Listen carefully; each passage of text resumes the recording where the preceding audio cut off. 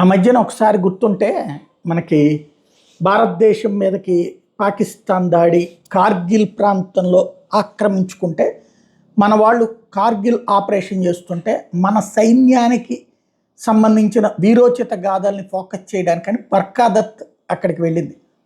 బర్కాదత్ ఆ కొండల మీదన వాటిట్లలో పైకి వెళ్ళటం, ఆమెకి తోడుగా నిలబడి మన సైన్యం తీసుకెళ్ళి చూపించింది. ఆవిడ ఏ ఏ ప్లేసెస్లో సైన్యం ఉంది, ఏ ఏ బెల్టుల్లో ఉంది, అక్కడి నుంచి ఎలా వెళ్తున్నారు, ఇదంతా లైవ్ ఫోకస్ చేసింది. ఆమె అలా వెళ్ళటం, వెంటనే పాకిస్తాన్ స్ట్రైక్స్ చేయటం, పాకిస్తాన్ దాడులు చేయటం ఇలా సాగింది. అప్పుడే ఆర్ఎస్ఎస్ వాళ్ళు కానీ దేశభక్తులు కానీ తీవ్ర ఆగ్రహం వ్యక్తం చేశారు. అసలు యుద్ధం సందర్భంలో అట్లాగా లొకేషనల్ లైవ్ ఎట్లా ఇస్తారు, ఇది అవతల వాళ్ళకి సంబంధించిన కుట్ర అని ఆవిడ ఆలోచించి ఉండకపోవచ్చు. అంటే తనేదో దేశానికి మంచి చేస్తున్నాను అనుకుని మన సీక్రెట్స్ అవతల వాళ్ళకి బేస్ సీక్రెట్స్ మనం చెప్తున్నాం అన్నట్టు.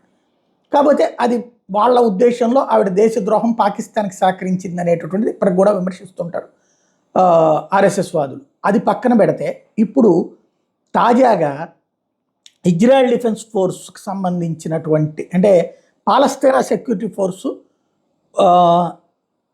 ఒక జర్నలిస్ట్ని, Al Jazeera journalist Laith Jaar అనే అతన్ని అరెస్ట్ చేశారు. లేత్ జార్ అనేటటువంటి వ్యక్తి.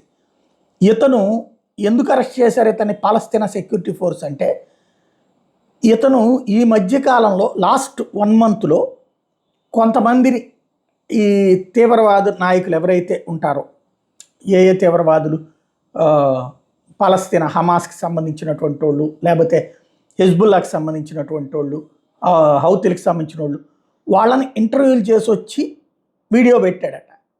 వాళ్ళే ఇప్పుడు హత్యకు గురయ్యారట. ఎవరైతే చేశారో వాళ్ళే ఇప్పుడు హత్యకు గురైన వాళ్ళు, అంటే ఇజ్రాయెల్ లేపేసిన వాళ్ళలో వాళ్ళే కీలకమంట. దీంతో పాలస్తీనియన్స్ ఇప్పుడు అనుమానం ఏంటంటే ఈ జర్నలిస్టు ఇజ్రాయెల్కి సహకరించాడు అన్నటువంటిది.